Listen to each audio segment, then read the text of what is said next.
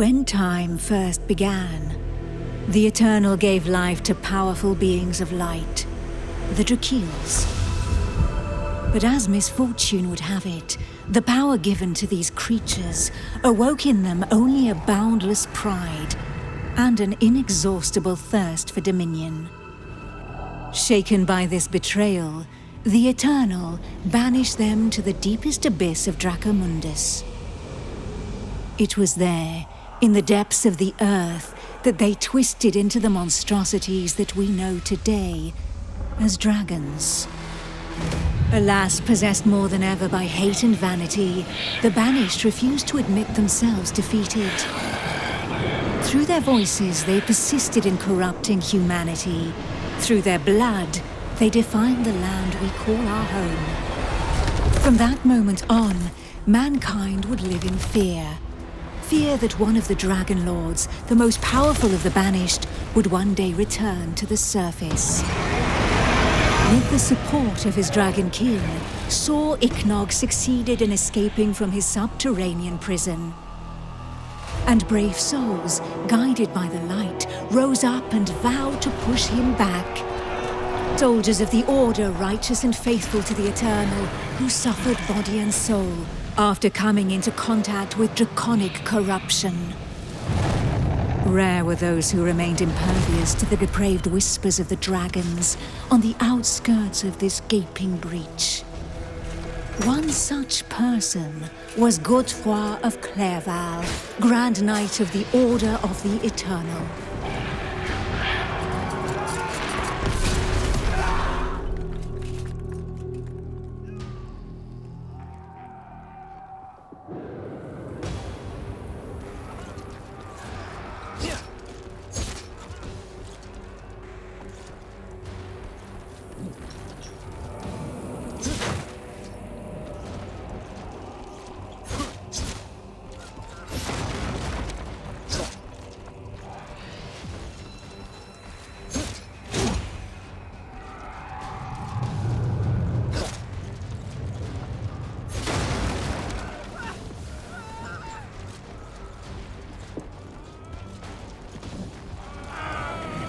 The voice of the Dragon Lord blighted people's spirits and petrified their bodies, instilling terror and madness into those who heard it. Never before had a breach so vast been rent between the two worlds.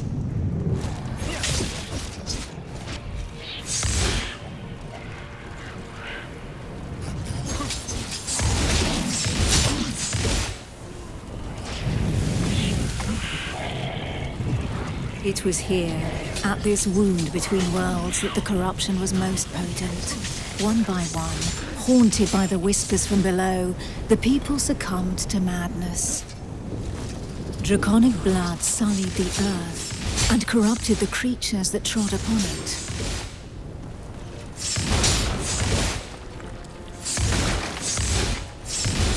Pitiful in their wretchedness, and too weak to resist the command of their new masters, they drank the blood of the dragon and gave in to depravity. Thus enslaved, they were twisted into ghastly monsters, mockeries, Dragonkin.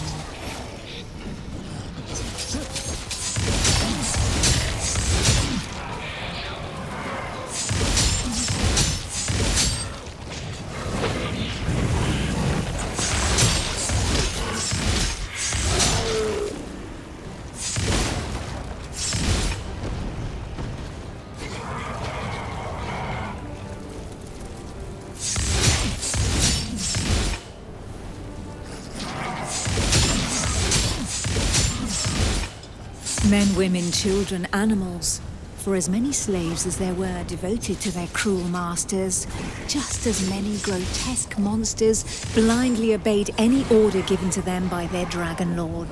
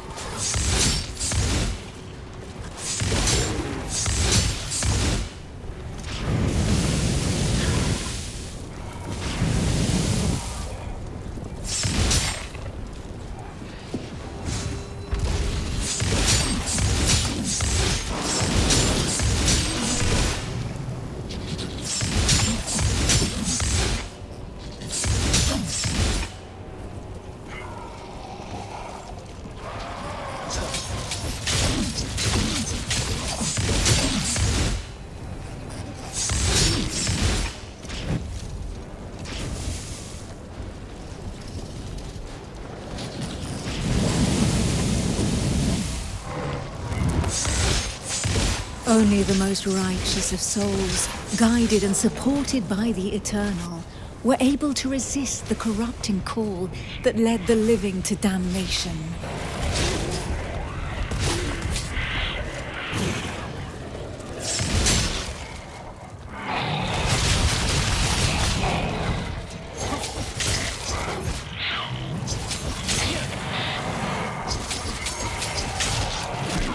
These righteous few bore the feeble flame of man through the darkest shadow, and though it flickered, it would not be extinguished.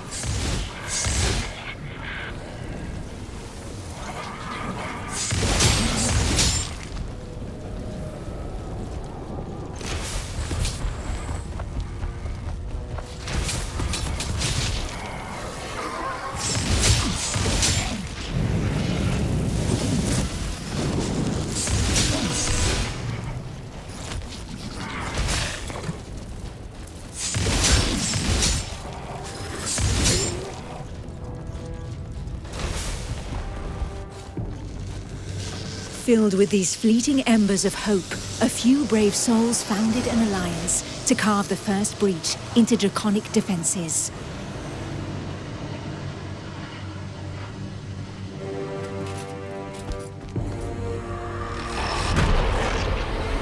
Here, the Dragonkin's power was strong. It fused our world with that of the Banished.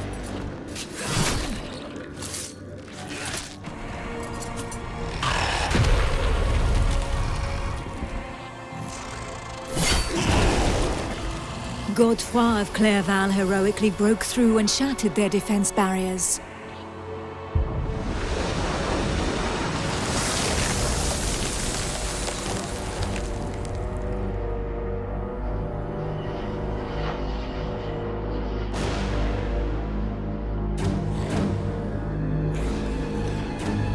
This act of bravery, a feat of the righteous alliance of men, allowed me to lend aid to the Knights of the Order of the Eternal.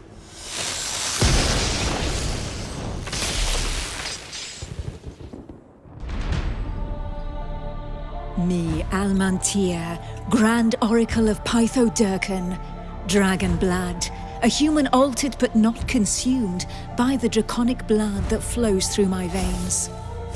My sisters and I have powers given to us by the dragon, but our souls remain our own.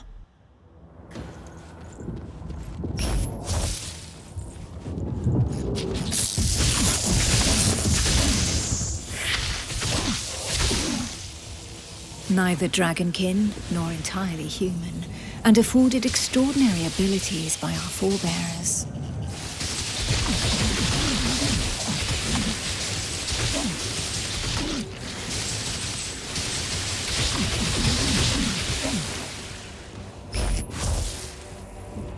By those who drank the blood of the only banished dragon to have ever repented before the Eternal.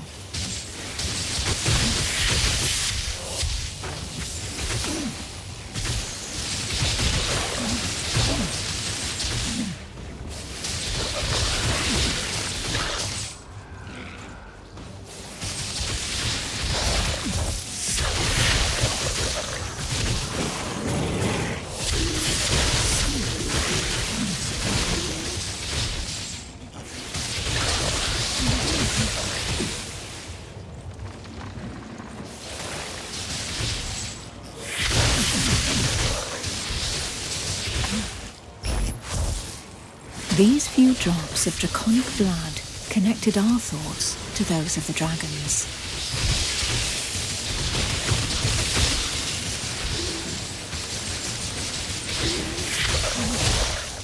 Struck by fleeting visions, we sought glimpses into their deeds and understanding of the feelings that drove them.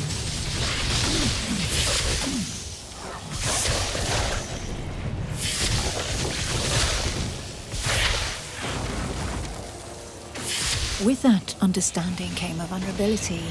We soon learned that we were at the mercy of their whispers. The voices threatened to consume us, with no hope of salvation.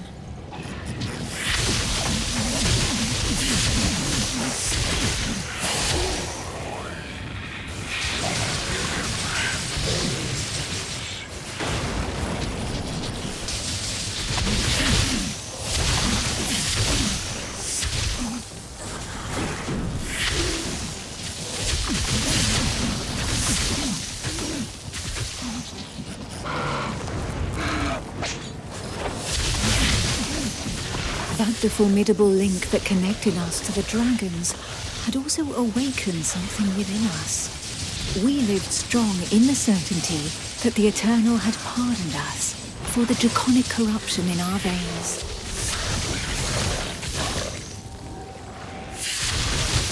Our civilization fell alongside the blue dragon Pythodurcan, forcing us to live amongst men in the city of the Order of the Eternal.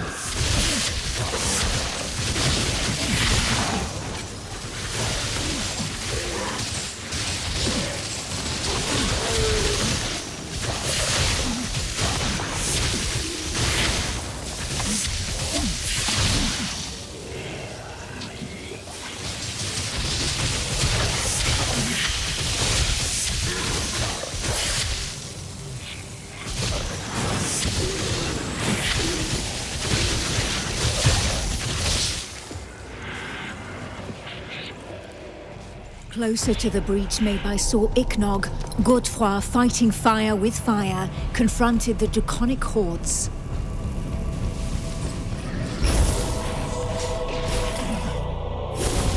I battled by his side, but my strategy was less direct.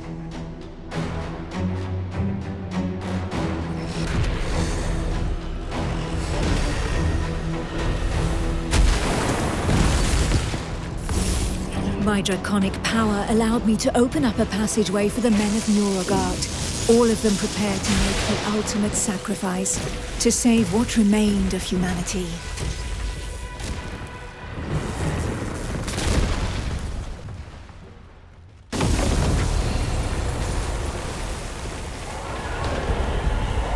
Once this invisible barrier had been breached, they knew that their lives would hang by mere threads. But these warriors from the north cared little for the uncertainties of our plan. A hero's death in the heat of battle with their enemy was the greatest honor that could befall them. Led by the pale dragon blood Harold Truelson, the barbarian fleet had but one objective: to lure the enemy into the open sea and leave the path to the breach vulnerable. If a single vessel reached the coast, then this sacrifice would not have been for naught.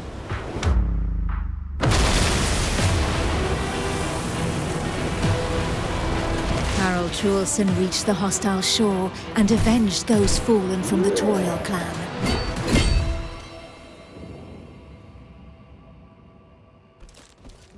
The barbarians of Nuragard feared neither pain nor death, and they welcomed violence as they might an old and familiar friend. Truelson knew this friend better than most. His existence thus far had been one of suffering, of hardening his resolve, and of preparing to endure the worst of torments, without losing the one thing of value every warrior of his clan held dear: his soul. While the Knights of the Order of the Eternal had always been forbidden from making use of dragon's blood, the warriors from the north, staying true to their values, had taken this risk. A select few, highly trained clansmen, risking their lives in the process, had successfully imbibed the pale dragon's blood without succumbing to the corrupting voices. Among them was Truelson. To become a dragon blood barbarian, he paid the ultimate price and cast away a portion of his humanity. In exchange, he received draconic powers that he put to use for the Toriel clan, the Eternal, and humanity at large. And even if all others, from Montesky to Nuragard, recognized the courage and sacrifice of these brave warriors, there was not one that did not also regard them with sincere disgust.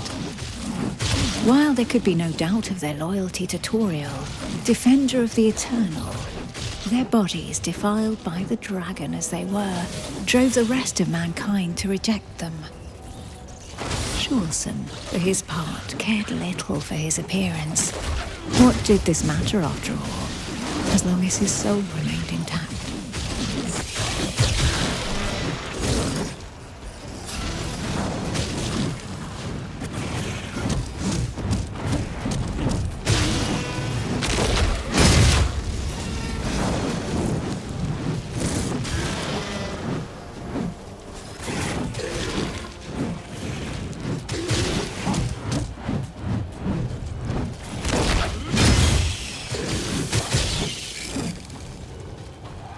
The pale dragon blood had achieved his goal. The Alliance's plan, as unlikely as it was to succeed, could run its course.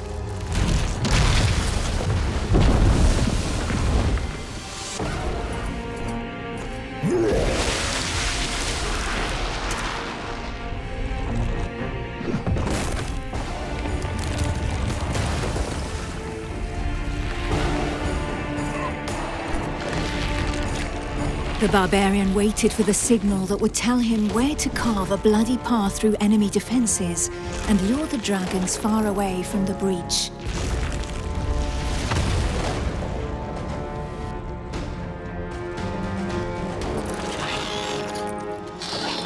The Kongirati nomads, every bit as proud and as fearless as the warriors from the north, joined the alliance of men to help push back Sor Iknog, the Crimson Dragon. Sitting astride their draconic hybrids, these tracker archers faced the dragons steadfastly and seemingly without fear. Not one would allow the enemy to make easy prey of them. Hides, wings, teeth, blood. For the Kongirati, each draconic monstrosity was not only a threat, but also a quarry from which they could gain valuable resources.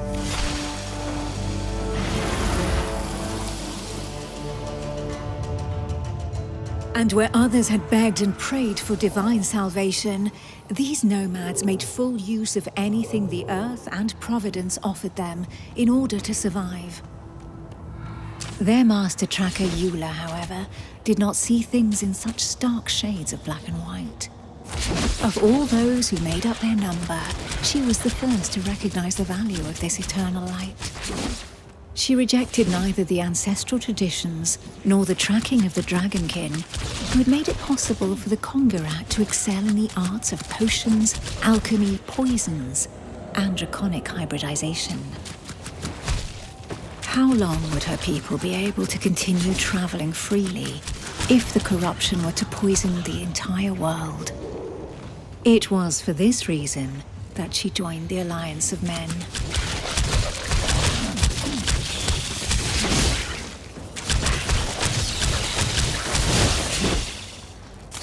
To seal this union, the Order of the Eternal entrusted her with one of their most powerful relics, a single, glimmering scale of light.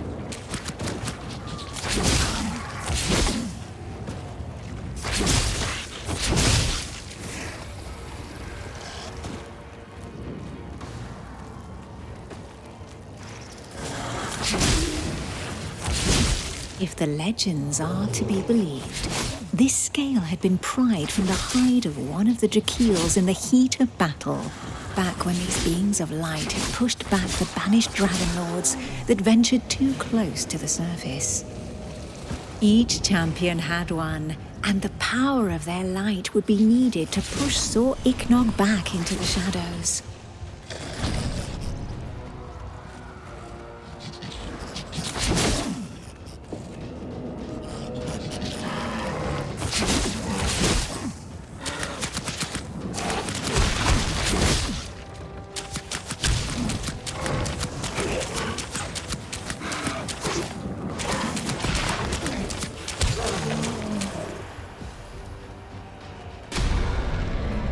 It was up to Eula, armed with her scale of light, to cast the invocation. She would then know whether she had been right to put her trust in the Order and in joining the Alliance.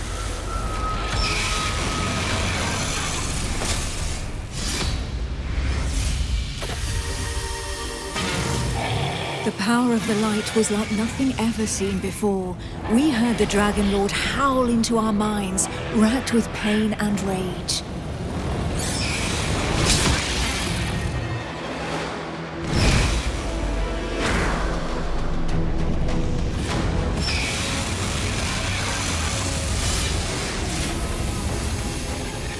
So close to the Dracomundus, our souls suffered as from 1,000 deaths, but we held fast to our positions.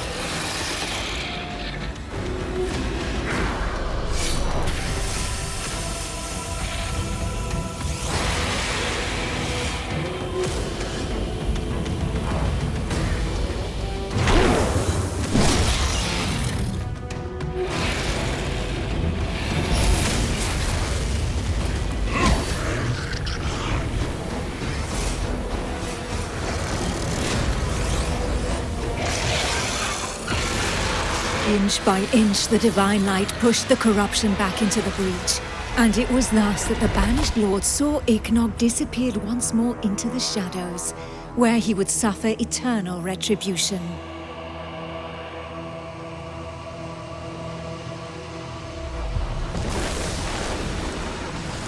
Once calm fell, we were all that was left, the sole witnesses to the feat accomplished by the Alliance of Men. But more than ever, we knew that the taint of draconic depravity still festered in the depths of the abyss, impatient to break free once more. Thus, from the union of men and their allies that stood together in the face of the draconic threat, an elite corps was established within the Order of the Eternal, the Dragon Hunters.